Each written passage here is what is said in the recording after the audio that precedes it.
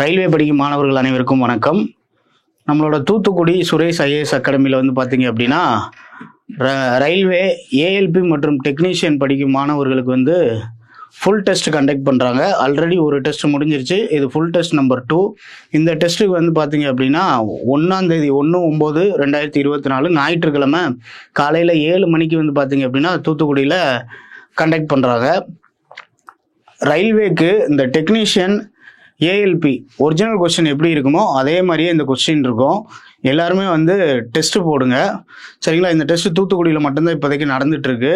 உங்களுக்கு அடுத்தடுத்த இன்ஸ்டியூட்டில் எப்போ வைக்கிறாங்க அப்படின்ற தகவல் அடுத்து சொல்லுவாங்க.